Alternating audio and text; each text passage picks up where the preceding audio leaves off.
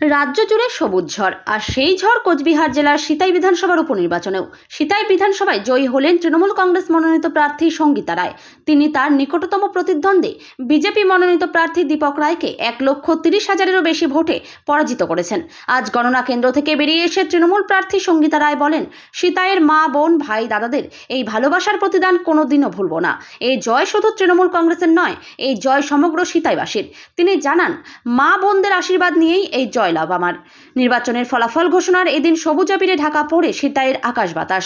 এই খুশির দিনে উপনির্বাচনে জয়ী তৃণমূল কংগ্রেস প্রার্থী সঙ্গীতা রায়কে শুভেচ্ছা জানাতে ছুটে আসেন তৃণমূল কংগ্রেসের কোচবিহার জেলার জেলা সভাপতি অভিজিৎ দেব ভৌমিক, জেলা চেয়ারম্যান গিরীন্দ্রনাথ বর্মন, কোচবিহার পৌরসভার চেয়ারম্যান রবীন্দ্রনাথ ঘোষ, জলিল আহমেদ, বিনয় কৃষ্ণ বর্মন সহ প্রমুখ নেতৃবৃন্দগণ।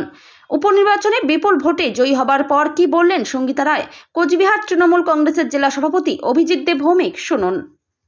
সিতাই বিধানসভার উপনির্বাচনের বাই ইলেকশনে আজকে আমি জয়ী।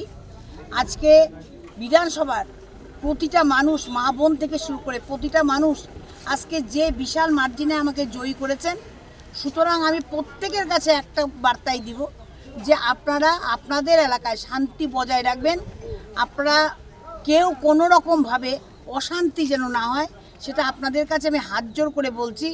কারণ হচ্ছে যে এত মার্জিনে আমাকে আপনারা ভোট দিয়ে জয়যুক্ত করেছেন, সেখানেই তাদের জমানত আপনারা জব্দ করতে পেরেছেন। সেটাই আমাদের মনে করবেন যে ওটাই ওদের হচ্ছে সাজা, এর থেকে বেশি আমাদের দরকার নেই।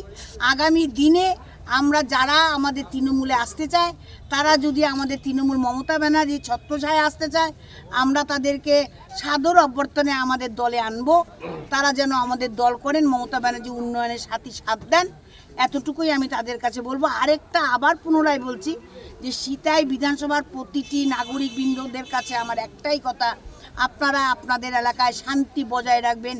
কোনো রকমভাবে কোনো যেন অশান্তি না হয়, এটা আপনাদের কাছে আমি হাত জোর করে বিনীত নিবেদন করছি, আপনাদের কাছে অনুরোধ করছি।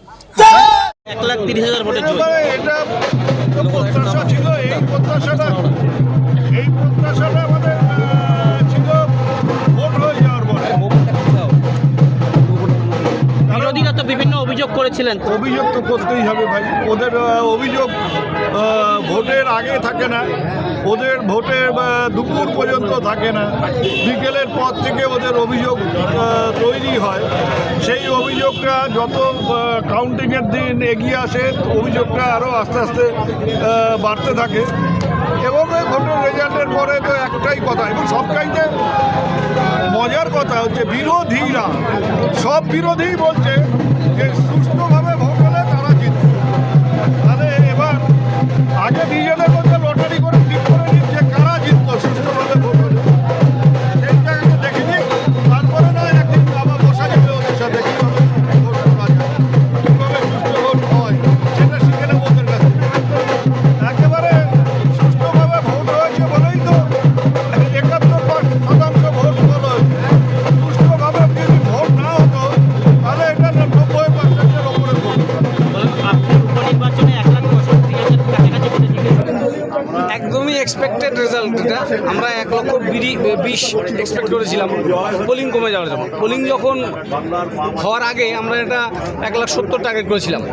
যখন পোলিং কমে গেল, 72-তে এসে পোলিং দাঁড়ালো, তখন আমরা এটা 1,20,000 হবে এটা ধরে নিয়েছিলাম। বাড়তি 10,000 এটা আমাদের একটা বাড়তি প্রাপ্তি, এটা আনএক্সপেক্টেড 10,000। খুব ভালো রেজাল্ট হয়েছে। সিতাই কেন্দ্রের মানুষকে অভিনন্দন, শুভেচ্ছা জানাই। এবং আগামী দিনে কুচবিহার জেলা 9-0 রাস্তা আরও প্রশস্ত হবে। মাদারিহাটও আপনারাই জয়ী করেছেন। মাদারি